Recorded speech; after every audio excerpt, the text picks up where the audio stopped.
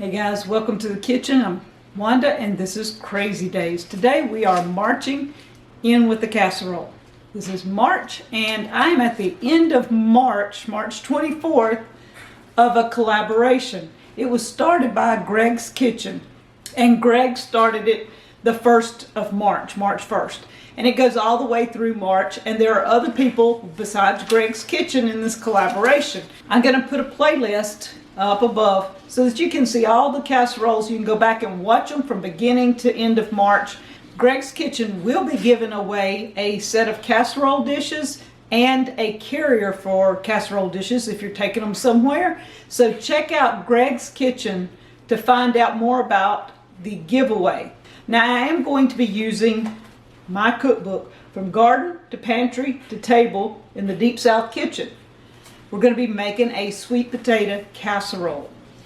Okay, in my cookbook it calls for 3 cups of mashed sweet potatoes. Alright, if you're doing this from scratch, you're going to go ahead and peel and cut up and boil and mash your sweet potatoes and all that. You got to go the whole 9 yards if you're using fresh sweet potatoes. You can buy a can of sweet potatoes or yams or anything like that and make this recipe also. But we're in the Deep South Kitchen, guys. I have sweet potatoes in a jar. Now, when you dump that out and mash them, you're going to have approximately 1.5 to 2 cups of sweet potatoes. So I'm going to cut my recipe somewhat. So if you're following along in the Deep South Cookbook, know that Wanda's going to cut the recipe almost in half. I'm going to just kind of tell you what's in it, and then I'm going to cut it in half because I'm not making a huge sweet potato casserole.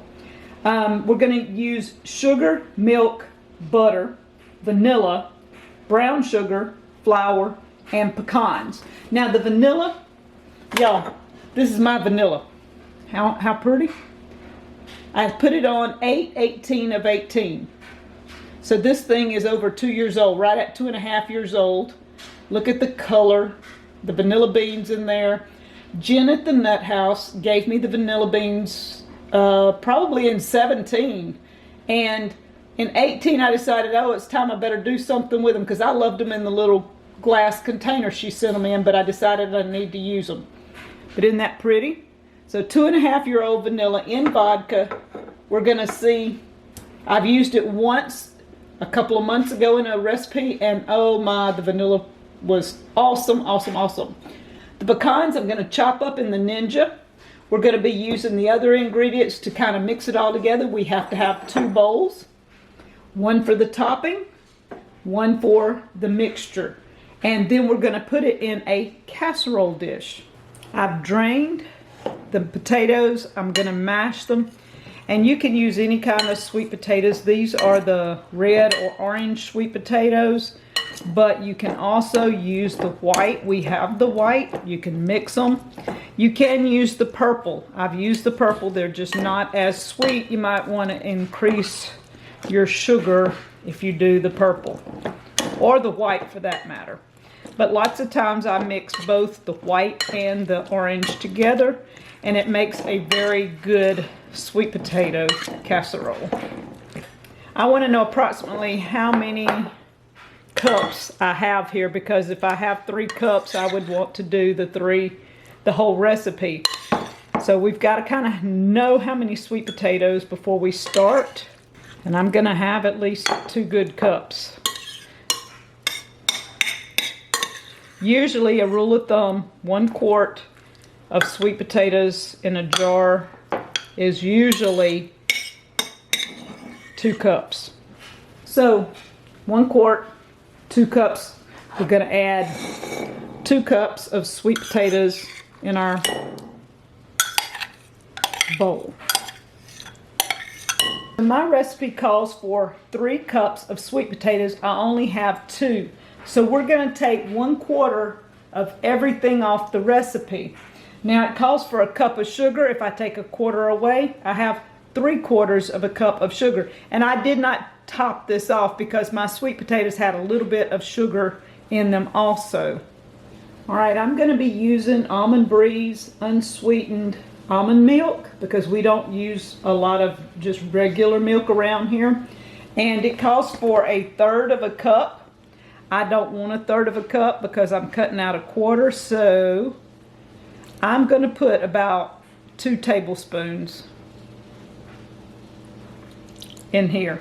And my potatoes already are kind of watery because they've been canned and they still hold moisture. The recipe calls for 1/2 cup of butter, but I'm only putting 1/4 of a cup of butter in this, and I melted that butter.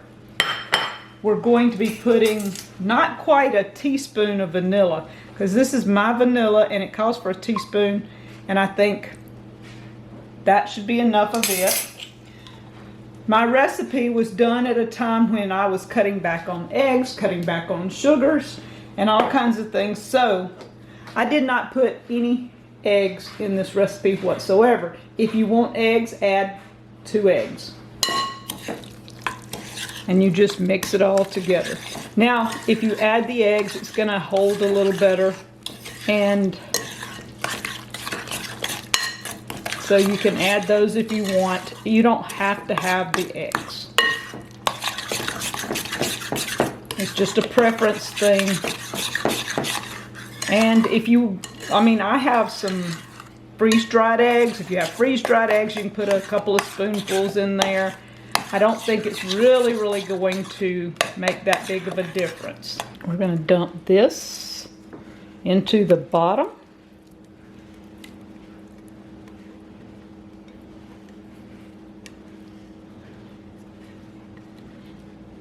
And this is a 8x8, I think, pan. You can put this in the Ninja and it will be smoother and creamier, I get that. But today, I just mixed everything up by hand. My recipe calls for 1/2 cup of cold butter. I put 1/4 of a cup because we're cutting back. It calls for 1 cup of brown sugar. I'm putting 1/2 cup, and it calls for 1/3 of a cup of flour, and I'm only putting less than 1/4 of a cup. Now pecans, it calls for 1/2 cup. Y'all, I used the Ninja. We used a little less than 1/2 cup. Now this butter is cold, and you just want to work it into the mixture, the whole mixture. And you could use a Ninja or anything like that, a food processor, but like I said, I'm doing everything by hand today. And just mixing it till everything is incorporated and it's crumbly. That's what you want. Sometimes the old ways are better ways, and you just sit and mix. The Ninja makes some really fine powder almost, and I just hit it a couple of times. If you want it more larger pieces, I guess, you can do that by just chopping it in a regular hand chopper or something like that that chops them thicker. But the Ninja does a really fine job with it, making fine nuts. Now what we want is this to be kind of crumbly, because that's what you're looking for. You see how it's kind of crumbly? And we want it mixed pretty good, so I'm just going to keep on until I make sure everything's in there, and then we're going to crumble this on top and bake it at 350 for 30 to 40 minutes.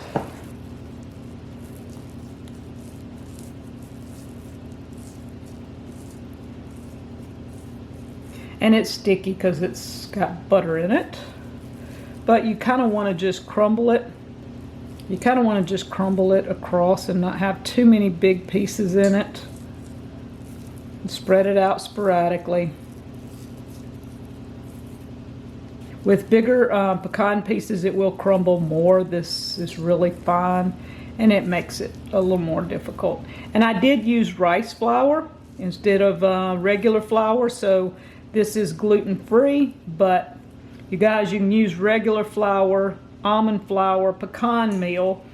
I guess I should have probably used pecan meal, would have been awesome. I just didn't think of it. I have all of that. But flours do not really make or break it. You can use anything you have on hand. And this is starting to look pretty covered. This makes an awesome Thanksgiving, Easter, you name it, any kind of holiday dish to take somewhere. We're going to get it in the oven and show you in about 30-40 minutes.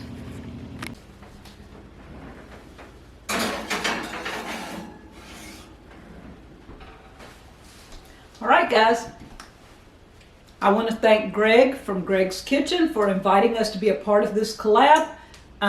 Check out all the channels. Enjoy all the casseroles, all the new recipes, and some twist on some old recipes. I've seen some that took an old recipe and changed an item or two, and it turned out awesome.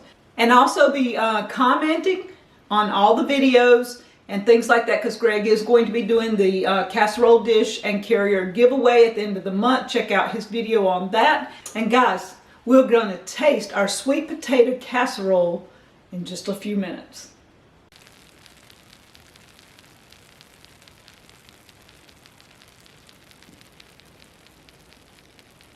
The sweet potato casserole's out of the oven. It was quite hot and bubbly, and I did not want to try it while it was that hot. I didn't want to burn my mouth. It has a nice crunchy top and sweet potatoes underneath.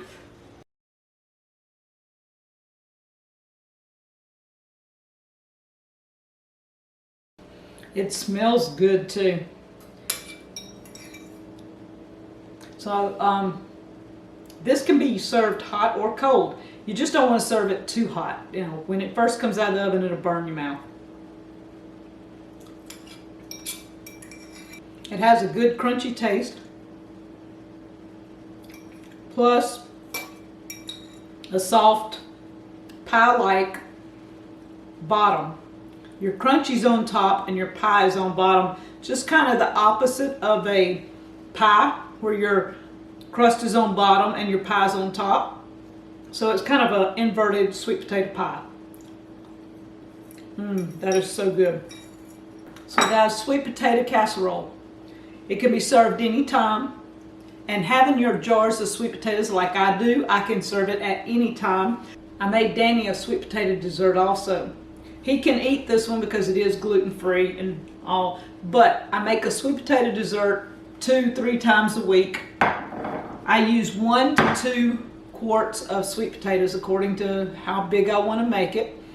That is also in my cookbook. So guys, check out my cookbook, From Garden to Pantry to Table in the Deep South Kitchen. Lots of my recipes are very simple, very easy. They're used with things that I can, things that we grow. I've had a lot of people say the recipes are very simple.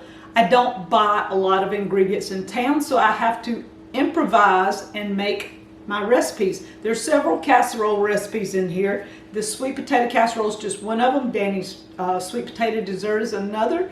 And I have vegetable casseroles and meat casseroles, all kinds of things that I use my canned foods and homegrown foods, fresh foods in these recipes. So guys, check out my cookbook in the link in the description below in our Etsy store.